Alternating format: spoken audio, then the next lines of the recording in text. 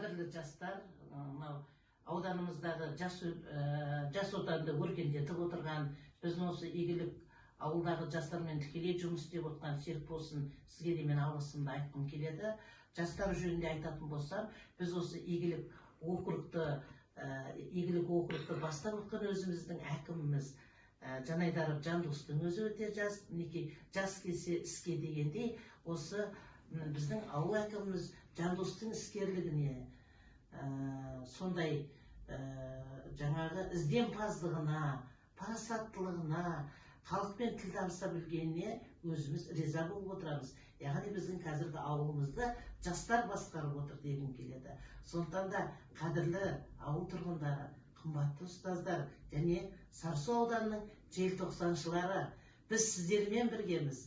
Біздің осы Сарысу ауданында желтоқсан оқиғасына қатысушы біздің қаһармандарымыз 16 саны 16-ға жетіп отыр. Ол алдағы уақытта да көбейе береді. Соның ішінде білім саласында үлкен еңбек етіп жүрген Сарысудағы мектеп директоры Ләйла әріптесімді мақтанышпен айтуға болады.